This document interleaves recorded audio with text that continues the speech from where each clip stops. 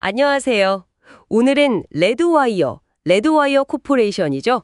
2025년 1분기 실적 발표 Q&A랑 또 관련 분석글을 좀 깊게 들여다볼까 합니다. 이게 실적 숫자만 보면 좀 그런데 싶거든요. 네, 그렇죠. 숫자는 좀 그랬죠. 근데 그게 다일까? 혹시 숨겨진 다른 이야기가 있나? 미래 가능성은 어떤가? 한번 같이 파헤쳐 보시죠. 좋습니다. 우선 Q&A 세션에서 좀 흥미로운 얘기들이 있었어요. 그 유럽 쪽 얘기요. 아, 네네. 우주랑 방위 독립성 강화 움직임이요? 네, 맞아요. 그거에 대한 질문이 나왔는데 레드와이어 답변이 단기적으로야 좀 영향이 있겠지만 길게 보면 유럽 자체에 투자가 늘 거니까 오히려 기회다. 이런 뉘앙스였죠. 그렇죠. 특히 그 자회사 엣지 어토노미 통해서 유럽 방위비 지출 늘어나는 거, 그거 좀 기대하는 눈치더라고요. 네, 맞아요. 드론 쪽이죠, 거기가. 네. 여기서 좀 봐야 할 게 단순히 부품되는 걸 넘어서 유럽 전략이 바뀌어도 우리는 여전히 중요한 역할을 할 거다. 이런 자신감? 아니면 새로운 파트너십을 찾겠다 이런 것 같아요. 근데 미국 안에서도 예산 불확실성이 좀 있지 않나요? 있죠.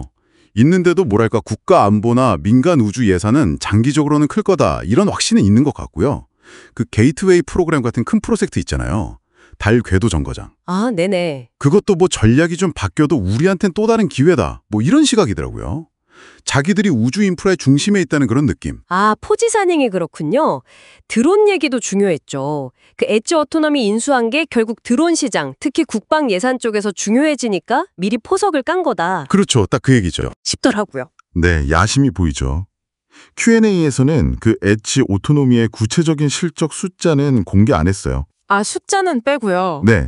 대신 이제 수주 잔고가 엄청 늘었다. 이걸 강조하더라고요. 원래 한 7천만 달러 수준이었는데 거의 1억 달러 다 됐다. 와, 많이 늘었네요. 그쵸. 물론 이게 다 매출로 바로 이어지는 건 아니지만 어쨌든 잠재력은 보여지는 거니까요. 게다가 지금 입찰 들어간 것만 해도 5억 달러가 넘고 전체 사업에서 국가 안보 쪽 비중이 32%까지 커졌다. 이것도 좀 주목할 만하고요. 먹거리를 계속 확보하고 있다 이런 거군요. 네, 그런 노력이 보이는 거죠. 근데 Q&A만 들으면 되게 좋아 보이는데 같이 보내주신 분석글 있잖아요. 레드와이어, 구조는 살았다. 아, 네, 그 글이요? 이거 보니까 온도차가 확 느껴져요. 당장 1분기 실적만 보면 매출이 작년보다 30%나 줄고 순손실이고. 맞아요. 3분기 연속 적자죠. 네, 3분기 연속이에요. 이거 좀 심각한 거 아닌가요? 바로 그 지점입니다. 그게 이 분석의 핵심이에요. 실적은 안 좋은데 되게 아이러니하게도 영업현금 흐름은 엄청 좋아졌어요. 현금 흐름은요? 그건 왜 그렇죠? 전분기에 마이너스 300만 달러였는데 이번엔 플러스 5,400만 달러? 이게 밀린 돈 받고 그래서 그렇다는데 분석글에서는 이걸 보고 레드와이어가 그냥 물건 만드는 회사가 아니라 약간 플랫폼 사업자 같다. 성급금 받고 나중에 매출 인식하는 그런 구조. 아, 사업 구조가 좀 다르군요. 네. 그리고 재무 상태도 좀 양면적인 게 부채는 확 줄었는데 또 자본 잠식 상태다. 이런 지적도 해요. 자본 잠식 상태요? 네. 그건 좀 위험한 신호 아닌가요? 그렇죠. 그러니까 분석글 표현대로 회사는 돈을 벌지 않지만 망하지도 않는다. 딱 이 상황인 거죠. 그 표현이 재밌네요. 돈은 못 버는데 망하지도 않는다.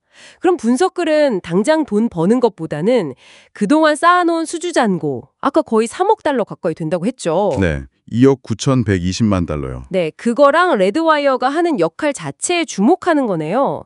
그 미션 설계의 경첩이라는 표현이 있던데? 맞습니다. IBDM이나 IHAB 같은 우주정거장 관련 부품이나 모듈, 또 아까 말한 CLPS, 블루고스트 같은 달 탐사 미션들. 이런 데서 레드와이어가 그냥 부품업체가 아니라 이게 없으면 미션 자체가 안 되는 그런 구조적인 역할을 하고 있다는 거죠. 아, 없으면 안 되는 존재다. 수치는 거칠지만 구조는 정밀하다. 이 평가가 딱 와닿네요. 네. CEO도 그랬어요. 단기 손익보다는 장기 계약 기반으로 구조 짜는 데 집중했다고요. 그래서 현재 재무제표 숫자만 보고 이 회사를 평가하면 안 된다. 이런 관점인 거죠. 그럼 지금이 바닥이고 앞으로는 좋아질 구조다? 분석글은 그렇게 봐요. 일단 매출이 돌아서기 시작하면 구조 자체가 수익성 개선으로 바로 이어질 수 있게 짜여 있다. 그리고 나사나 ESA 같은 데서 중요한 임무를 맡겼다는 것 자체가 그 구조가 튼튼하다는 증거 아니냐. 이런 거죠. 아, 그렇군요. 수익은 좀 늦게 따라와도 구조는 이미 자리를 잡았다. 네, 그런 분석입니다. 라는 그 구조적 역할, 이걸 보면 또 다른 그림이 그려지는 거네요. 그렇죠. 단기적인 재무 성과랑 장기적인 구조적 강점 사이에 약간 긴장감이 느껴지죠. 네, 재무제표는 분명히 경고등이 켜진 것 같은데 사업 구조는 또 다른 얘기를 하고 있고요. 오늘 저희가 살펴본 것처럼 그냥 보이는 숫자 너머에 은 맥락이나 구조를 읽는 게 참 중요한 것 같습니다. 이 상반된 신호들 속에서 당신께서는 레드와이어의 미래를 어떻게 보실지 한번 생각해 보시는 것도 재밌을 것 같네요. 네, 오늘 저희의 심층 분석은 여기까지입니다. 다음에도 흥미로운 자료로 찾아뵙겠습니다.